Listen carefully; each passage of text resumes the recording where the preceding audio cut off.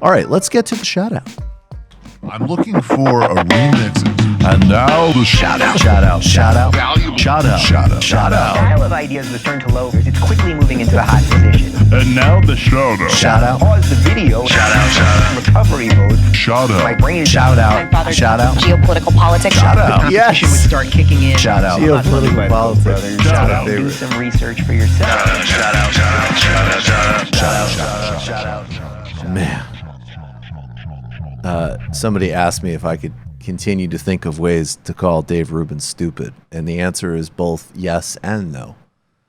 Yes, in this there's always room for innovation, but I think there's also some standby words that continuously work. I mean, you also have Duolingo now. That's right. I'm gonna be calling him a fucking moron in Portuguese. Work up to tier 3. Yeah.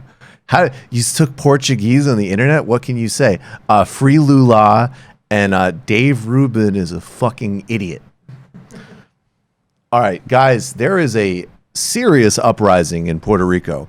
And just like in obviously, look, there's always a bigger... I don't like to cover things in terms of, there's a scandal and then there's protests. There's always a bigger context, obviously.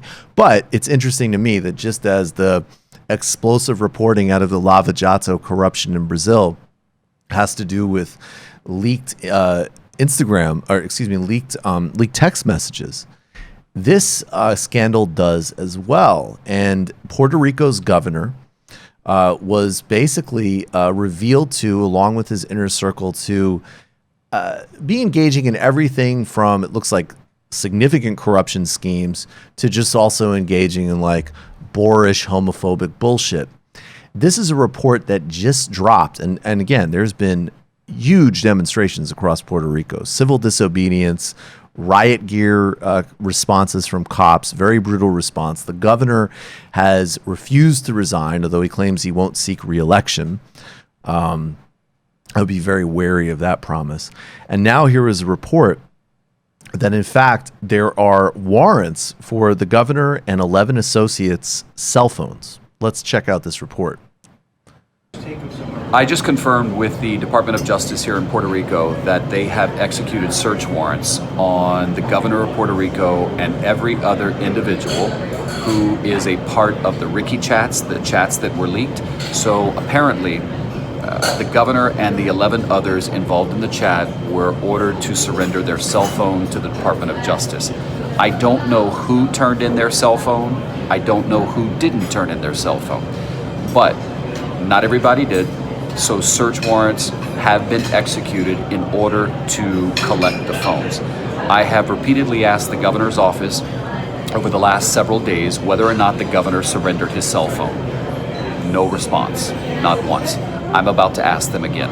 But anyway, I just want to let you know that we have confirmed search warrants have been served on every individual, including the governor of Puerto Rico, to get the cell phone as part of the investigation into those chats.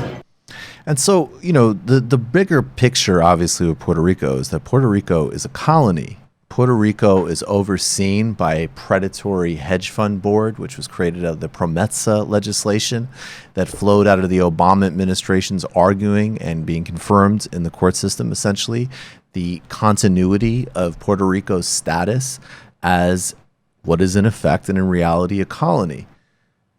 I do want to note that both Bernie Sanders and Elizabeth Warren voted against the oversight board legislation, which is purely there to implement austerity and on behalf of vulture capitalists in primarily New York and Boston. Tulsi Gabbard actually voted in favor of that legislation. I think that's quite important to note because she's been making great noises. In fact, she went to Puerto Rico, which all candidates should, but disturbingly, she was on the wrong side of that vote. For a little bit more context and actually just to kind of synthesize things a little bit here, let's play a brief clip of Yanis Varoufakis talking with Amy Goodman about the Puerto Rican situation as well.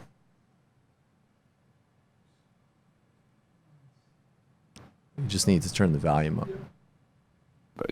And apply to the case of Puerto Rico. The whole point of the New Deal, of FDR's New Deal, was to stop this process of, after a binge of the financial sector that goes wrong, and you have the collapsing pyramids of debt that it creates, to shift the cynically... 1929 depression. Yes, to shift cynically the burden and to liquidate the little people. To shift the burden of the financiers onto the weakest of shoulders. That was the whole point of the New Deal, and all the institutions that the New Deal created, like the FDIC, like Social Security, and so on. Puerto Rico is part of the same monetary union. Its people are supposed to be U.S. citizens, and yet they are not. They were never part of this New Deal, and you have the whole.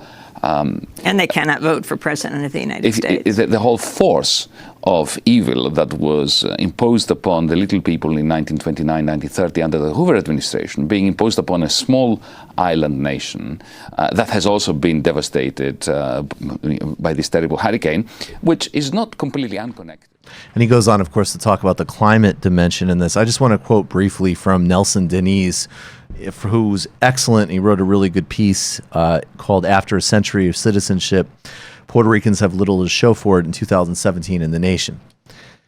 In Puerto Rico v. Sanchez Vallejo, this is in 2016, the U.S. Supreme Court agreed with the Obama administration's argument that Puerto Rico is a territorial possession of the United States with no political or judicial sovereignty whatsoever.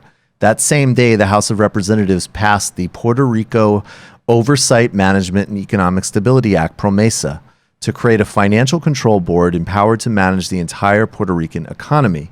The Financial Control Board is now the de facto government, banker, judge, and juror and executioner of Puerto Rico. And of course, he goes on to talk about the vicious implementation of austerity. Puerto Rico has some of the, I think, the highest poverty rates inside the United States.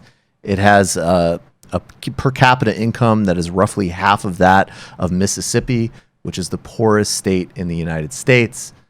And this governor, Ricardo Rosello, and this team, these politicians are the local corrupt point people for a colonial system that is designed to benefit vulture hedge fund capital. Look, there's a colonial relationship with the United States and all of Caribbean and Latin America. Look at our bases there. Look at our policies on migration and the drug war and the coups that we support. It's all part of the same pattern. But in Puerto Rico, there isn't even the veneer of any type of actually formalized post-colonial status. It's raw colonialism. So shout out all solidarity. And Puerto Rican citizens need to be able to choose whether or not to become the 51st state or an independent nation that is paid a massive amount of restitution to. You've just watched a Michael Brooks show video, and you can watch all of our full main live shows every Tuesday night at around 7 p.m. Eastern Time, and subscribe to get all of the clips you want. We're covering the globe. We're focusing on international relations, the intellectual dark web. We're having fun. We're doing deep dives with a lot of amazing guests. Of course, become a patron for the whole thing at patreon.com/TMBS, or subscribe to this YouTube channel and help us keep growing and get that content out there. Subscribe below.